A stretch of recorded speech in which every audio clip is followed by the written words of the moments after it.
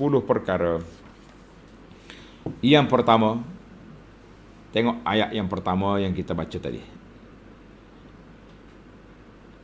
Wa idza qila lahum ittaqu ma baina aydikum wa ma khalfakum la'allakum turhamun.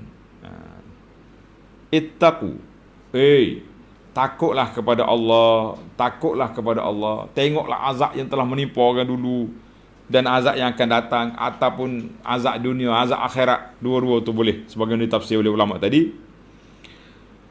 Annal insan idza a'rada an dinillah, mana-mana manusia yang berpaling daripada agama Allah, tak mau ikut, tak perintah Allah, kan wastakbara, mereka sombong, kana urdatan lil azab, mereka telah bentangkan diri mereka untuk diazab, sama ada di dunia atau di akhirat. Berapa ramai orang kena azab atas dunia. Dan umat-umat yang terdahulu, kita jangan sebutlah umat kita ni jadi tak baik, kita panggil spekulasi. Umat dulu, kaum Nabi Lut, kita kata hancur lebuh habis. Kaum Ad, kaum Samud yang kita duk belajar, itu di dunia. Di akhirat sudah pasti kena, sebab dia mati kafir. Na'udzubillah. Yang kedua adalah ayat yang sama. Allah kata la'allakum turhamun, mudah-mudahan supaya kamu dapat rahmat. Dia panggil la'allakum, mudah-mudahan. Itu dia panggil isbatul ilali wal asbab. Allah Ta'ala nyatakan sebab-sebab. Semua benda tu ada sebab, ada sebab. Fa inna la'alla lit-ta'lil, la'alla itu panggil lit-ta'lil, menyatakan sebab. Jadi di sini kita mengatakan bahawa sebab itu ada kesan. Dari sudut dilalatul fitrah, dia panggil, dalam bahasa kita panggil hukum alam ni, sebab tu beri kesan. Sebab ada api, masaknya nasi contohnya. Sebab mari sejuk, itu dia panggil sebab. Adakah sebab tak jadi? Ada juga. Sebab turun hujan, tumbuh pokok. Banyak mana bumi yang tumbuh hujan turun tak tumbuh pokok? Ada juga. Maknanya, tapi asas tapak perbincangan kita, sebab itu ada kesan dengan izin Allah, tapi tak semestinya sebab itu jadi. Mana ayat ni mengajar kepada kita supaya ambil langkah-langkah, sebab-sebab yang sesuai. Nak pandai, sebab dia belajar, sebab dia ikhlas, sebab jadi banyaklah dia punya sebab. Nak selamat, sebab dia ini cara dia. Jaga kesihatan, makan ubat contohnya, jauhkan daripada tempat-tempat yang berbahaya. Itu sebab. Yang ketiga, ma ta'tihim min ayatin min ayati rabbihim. Ayat maknanya tanda kekuasaan Allah Ta'ala yang Allah Ta'ala beri kepada manusia ni. Dia beri apa? Setiap Nabi ada mukjizat. Nabi Musa ada tongkat, Nabi Nuh ada bahtera, Nabi apa lagi yang Nabi Saleh ada unta, Nabi kita Muhammad SAW ada Quran. Dan waktu orang hidup zaman Nabi, macam-macam lah. Bulan terbelah, air keluar dari jari, makanan sedikit jadi banyak, kambing kurus. Orang Kelantan kata kuruh kekek. Kuruh kekek ni mana? Kuruh melidi. Nabi pergi gosok dia punya labu susu, air keluar susu. Itu mukjizat yang nyata. Macam-macam, setiap Nabi ada mukjizat dia. Maknanya setiap mukjizat itu biasanya manusia ni boleh percaya tengok. Maknanya laula hadza lam yakun fil ayati faidah. Kalaulah ayat magic, sekadar magic je orang tengok tu untuk tengok suka-suka je, tak ada faedah lah Tuhan hantar mari mukjizat. Jadi mukjizat ayat itu supaya manusia bertambah yakin dengan mata kepala dia benar apa yang dibawa oleh Nabi sallallahu alaihi wasallam. Itu peranan ayat. Yang keempat, min ayati rabbihim. Tengok, Allah Ta'ala sandarkan ayat itu kepada dia. Min ayati rabbihim, keterangan-keterangan, ayat-ayat, tanda-tanda daripada Tuhan mereka. Jadi jelasnya, kata ulama tadabbur, fihi dalilun ala kamaliha wa wuduhiha. Semua ayat mukjizat yang Tuhan hantar mari tu jelas, terang, nyata. Unta, semua orang tengok, oh, unta besar keluar dari bukit. Patutnya dah terima, tapi nyepakat sembelih pula. Apa ayat? Hak zaman Nabi sallallahu alaihi mereka minta ni. Jadi ada hak Nabi layan. Oh, dia minta supaya Bukit Safa jadi emas. Minta tali air mengalir di Mekah. Nabi sallallahu alaihi tanya Allah, Allah kata boleh. Tapi kalau tak beriman mati habis. Nabi rahmatan lil alamin tak mau umat dia binasa. Maka ayat-ayat yang Tuhan hantar tu jelas, an awsala ilaihimul ayat, termasuklah ayat Quran depan mata kita ni pun jelas. Siapa dia kaji, dia akan terima Al-Quran. Siapa dia mengaji, dia akan pandai insya-Allah. Tapi siapa yang duk mengaji, orang ni sampai mati pun tak akan terima Al-Quran. Na'udzubillah. Baik, yang kelima. Anfiqu mimma razaqakumullah. Mau bagi rezeki, ingat molek. Ingat baik, rezeki itu dari Allah. Kita ni pemegang je. Pemegang je. Orang panggil, kalau kita dalam jawatan bendahari kita ni, turut pegang. Bukan hak kita. Bendahari masjid, langsung duit tu bukan hak dia. Tapi maknanya ai annal insan iza anfaqa bi amrillah, apabila kita beri nafkah dengan perintah Allah Taala seperti zakat, seperti apa, fala minnata lahu 'ala Allah, mu jangan mengungkit Allah Taala, sebab rezeki tu hak Tuhan, kita hak dia bagi. Macam kita sekarang ni, kita kata kita berdahari, tapi kita duduk panggil kita lah sedekah, bukan kita tukar bagi. Biar sedar kita ni hidup. Allahu Akbar. Allah Ta'ala yang betul, yang beri pemberi rezekinya, kita tukar kerja, pegawai. Yang keenam, qala allazina kafaru lil ladzina amanu. Puak-puak kafir kata ke orang beriman, anut'imu man law yasha'allah. Kita nak beri kepada orang yang Tuhan bagi rezeki. Dia punya sombong di kerah kepala buat mu ni. Dia kata apa? Qala allazina kafaru allazina amanu anut'imu man law yasha'allahu at'amah. Kita nak beri hak Tuhan. Minta. Apa dia ayat ni kata? Zamun man yatrukul ma'mur bihi. Ayat ini mencela orang-orang yang meninggalkan arahan Allah supaya berinfak. Dia duduk main, tak apalah orang miskin tu, takdir Allah Ta'ala ada dia miskin, biar je lah. Takdir Allah Ta'ala tu orang, takdir Allah Ta'ala, dia main duduk hujah dengan takdir belaka. Takdir memang kita beriman, sebagai orang beriman, kita kena beriman dengan takdir Allah. Tapi usaha kita mana? Usaha awak mana? Bantuan yang awak beri mana? Macam apabila berlaku bencana, kita kena maklumkan di tempat ini kena bencana, barulah orang mari pakat bantu. Duk main tak apa, takdir Allah Ta'ala, nanti Tuhan hantar mari. Iyalah takdir Allah SWT, tapi usaha tu kena ada. Alhamdulillah. Yang ketujuh, anut'imu man law yasha'ullahu at'amah.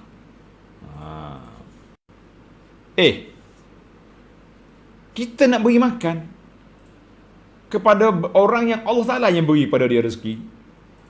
Ayat ni nampak baik kan? Nampak warak. Dalam bahasa Arab dia panggil kalimatu haq yuridu bihal batil. Kata-kata betul tapi penggunaan untuk batil. Memanglah Allah Ta'ala yang beri rezeki.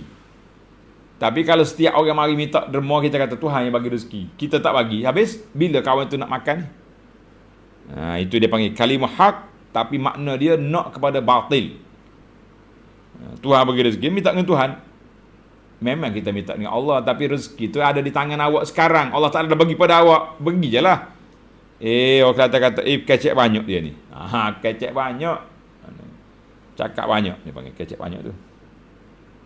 Maka ada juga orang ni pun, dia panggil kalimatu haq uridu biha batil. Kalimah betul tapi penggunaan batil. Macam orang sekarang ni, Bila kita kata, kenapa awak tak solat? Kenapa tak tutup aurat? Hati baik. Iman di sini. Betul. Nabi kata, iman hahuna. Iman tu dalam hati. Tapi hujah dia tu hujah batil. Dah iman dalam hati, tunjuklah bukti iman. Mana bukti iman? Solat.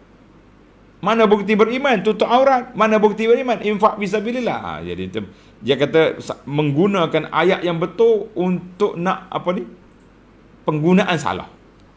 Bila orang tegur dia kata, bang, sorry bang, kubur masing-masing. Betul lah, orang tak tanya kubur dua orang kecuali darurat. Tapi apa mengenai kubur masing-masing dengan nasihat aku ni? Dia nak tolak, orang panggil tolak secara diplomasi, secara diplomatik. Bukan tolak direct gitu, tolak secara baik. Ada seorang ni dia punya diplomasi tinggi. Bila ada program apa-apa, pegawai dia kata, tuan, kita panggil lah ustaz ni ceramah. Panggil Abu Anas ni, lama tak dengar nasihat dia. Dia kata tak boleh. Program ni kecil sangat. Nak panggil dia tu tak padan. Dia punya cara tolak cara diplomasi. Dia tak kata dia tak nak panggil. Bila kita buat program besar pula, maaf lah, program yang besar, peringkat nasional, kita panggil hok pembentang hok. Dia panggil tarah-tarah tokoh-tokoh, PM ni profesor lah. Itu dia panggil cara. Cara nak tolak, ada caranya tolak direct, ada caranya tolak indirect. Dia panggil cara. Jadi dia panggil berguna pokok kapi ni, dia perli, dia kata, kami nak beri benda hak Tuhan bagi kan. Jadi hak Tuhan bagi memang semua hak Tuhan bagi, tapi dia guna penggunaan istilah dia tu, dia panggil guna untuk batil. Jangan main. Ini pandai juga pokok ni. Yang ke-8 ayat yang sama lagi. Wa idza qila lahum anfiqu ma razaqnakum sampai ke illa dhalla fi dhalalin mubin ihtijajuhum bil masyiatillah law yasha'ullahu at'amah. Tengok ni. Dia kata apa? Anut'imu man law yasha'ullahu at'amah. Patutkah kami beri makan pada orang yang jika Allah kendaki, itulah dia beri. Ni Tuhan tak bagi, ni maknanya Tuhan tak setuju tu dengan pegangan Islam dia tu. Ni ada orang lagu ni. Ada orang menganggapkan bahawa bila dia dapat nikmat, tanda Tuhan sayang. Kita kata lak. Setiap kali dia masuk pentas, full, kata orang, full house, penuh padang. Adakah Tuhan sayang? Belum tentu. Jadi ada orang, jadi kita tak boleh nak ambil satu hukum je. Dalam ayat yang ke-8 ni, ihtijajuhum bil masyiah. Mereka berhujah dengan kehendak Allah Ta'ala. Kalau Tuhan nak, boleh dia bagi. Hujah ini mimma yadullu ala jahlihimil azim. Hujah ini menunjukkan kejahilan mereka yang besar. Au tajahulihimil wakhim, ataupun mereka buat bodoh, buat jahil yang sangat tidak bagus. Masyiah memang kita kena beriman semua benda ni berlaku dengan kehendak Allah. Semua kita berlaku dengan kehendak Allah, tapi Allah Ta'ala beri pada kita akal yang kita boleh berfikir ini baik, ini buruk, ini comel, ini huduh, ini molek, ini tak molek. Kadang ini kita nak atau kita tak say. Tak say tu mana tak nak, say ke tak say. Kita yang buat pilihan. Jangan duk berdalih sana sini. Kita yang buat pilihan. Jadi kita kata sekarang ni kita tengok kepada, jangan duk gunakan masyiatillah. Ini semua ni kehendak Allah. Saya dengar ada seorang penyanyi, pelakon ke penyanyi. Bila dia dapat anugerah, dia kata alhamdulillah, dengan kehendak Allah Ta'ala, dengan izin Allah, dengan ni saya dapat.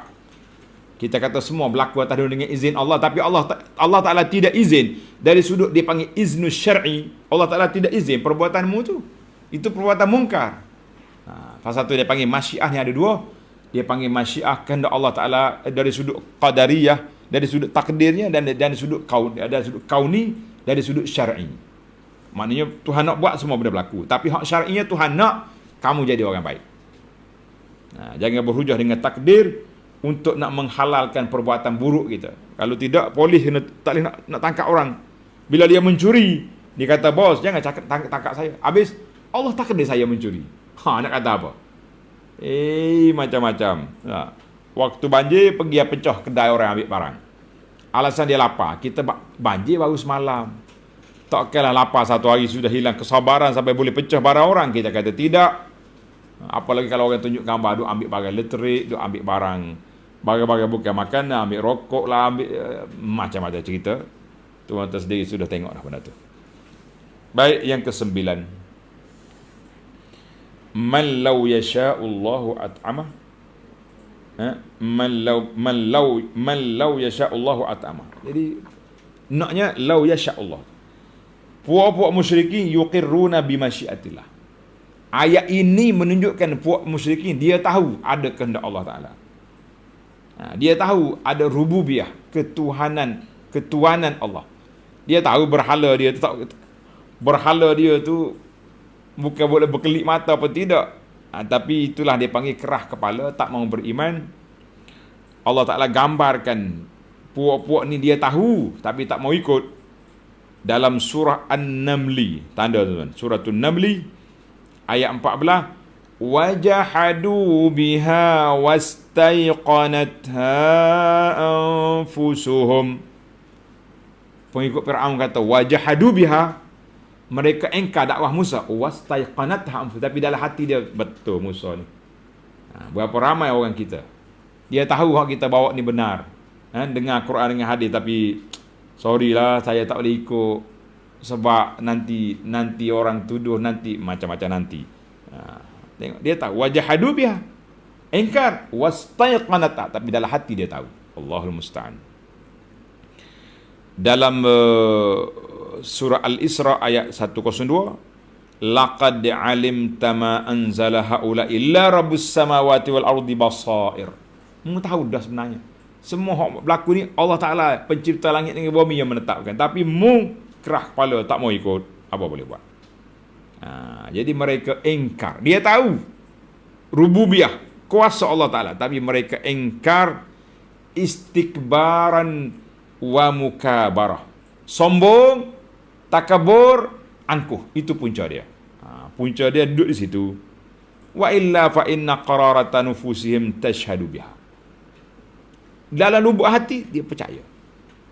Saya pun yakin tuan-tuan dan puan-puan, banyak yang ayat-ayat penerangan-penerangan yang telah kita dengar daripada ustaz kita percaya betul hak ni.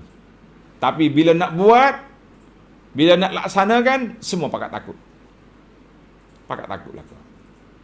Allahul musta'an. Tengok dalam kita belajar tentang solat jenazah tu, dalam Riyadhus Salihin, jelas sekali Nabi SAW ajar kepada kita supaya solat doa untuk jenazah dalam solat, sama ada selepas takbir yang ketiga, itu tepat dia lah. Kemudian boleh lagi diulang sekali lagi takbir yang keempat. Tapi ramai fenomena besar, imam dalam solat jenazah pendek je dia baca. Lepas solat munajat panjang-panjang. Kita kata kenapa tukar format? Dia bisik, maaf lah Syekh, kalau anda tak buat macam ni orang tuduh anda macam-macam. Habis yang Nabi ajar kamu tinggal. Kerana orang takut orang, itulah wastaiqanatha. Kita tahu, tapi tak berani nak buat sebab dia kata orang tak berani nak lawan arus. Siapa dia suruh lawan arus? Kita bukan lawan arus, kita ikut sunnah. Jadi kadang-kadang peribahasa yang kita guna juga tak tepat. Baiklah. Yang ke-10, tengok lil musyrikin asalib iddi'aiyah. Puak-puak kafir ni dia ada uslub, cara dia nak berhujah. Uslub daripada dulu lagi. Seperti dia kata anfiqu ma razaqakumullah, berilah nafkah daripada rezeki yang Tuhan bagi. Dia jawab in antum illa fi dhalalin mubin. Mu ni sesak ni. Apa punya orang? Dia kata wasful masyi lil mu'minin. Buat kafir ni dia akan cari hujah-hujah, gelaran-gelaran buruk yang nak letakkan di atas kepala orang-orang beriman. Orang suruh dia derma, dia pergi tukar spin. Orang panggil tukar spin ayat ke panggil ada. Macam-macam dia kata. Bila kita cakap ini benda ni tak boleh, benda haram, dia kata ustaz ni syadid. Apa syadid? Orang panggil ortodok ni. Pemikiran jumuk, beku. Orang cakap benda lain. Dia cakap benda lain. Kita cakap benda yang betul, dia tak mau, dia tukar sana. Tadi dalam kaedah yang kita kata, puak-puak kapi ni, dia panggil asali iddi'aiyah, dakwaan dia. Dia dakwa Nabi tu sesak, dia dakwa orang ni pemecah belah masyarakat, dia dakwa macam-macam. Jadi kesimpulan kitanya balik kepada kaedah usul yang saya sebut tadi, al-hukmu 'ala syai' far'un an tasawwuri. Kita nak hukum satu benda hasil daripada kajian yang kita buat. Tasawur yang jelas baru kita hukum. Ini tuan-tuan sekarang ni kita mudah sangat menghukum orang tanpa membuat kajian yang mendalam. Pap, jatuh hukum. Bila kita tegur satu-satu benda, dia kata ustaz tu dengki tu. Bila kita tegur, dengki tu. Sebab dia mengajar tak ramai, orang lain mengajar ramai, dengki. Allahu Akbar. Tuan-tuan tengok. Satu fenomena baru akan berlaku. Macam-macam fenomena sekarang ni. Nak selawat kena bergendang. Nak berzikir kena melompat. Ni pula trend baru ni pula bahasa jenis duk galah, tak boleh tasbih besar gantung di tengkok. Sekarang ni fenomena ni nampak dah mula melarat dengan benda. Baru ni fenomena budak-budak kecil duduk bayi, duduk bawa ridak atas bau. Sedangkan itu pakaian para alim ulama, kita lebih budak-budak jadi satu benda. Budak-budak kahwin pun pakai jubah sekarang ni. Dulu pakai songkok, pakai tengkolok macam-macam. Pakai songkok, pakai jubah, pakai ni. Itu fenomena dia panggil. Baiklah, kita tak sudut berfenomena sangat. Mari kita kembali kepada sunnah Nabi sallallahu alaihi wasallam yang menyelamatkan kita. Sebagaimana kata Imam Malik, as-sunnatu kasafinati Nuh man raqibaha najah. Sunnah inilah penyelamat, bahtera penyelamat. Siapa dia naik, selamat. InsyaAllah. Mudah-mudahan Allah selamatkan kita. Kita akan sambung lagi CD yang akan datang bermula ayat 48. Wa yaquluna mata hadzal wa'du in kuntum shadiqin. Puak kafir masih lagi dengan kerah kepala dia, tak mau beriman. Subhanakallahumma hamdika asyhadu an la ilaha illa anta astaghfiruka wa atubu ilaik. Wa sallallahu ala nabiyyina Muhammad wa ala alihi wa sahbihi ajma'in. Walhamdulillahi rabbil alamin. Wassalamu alaikum warahmatullahi wabarakatuh.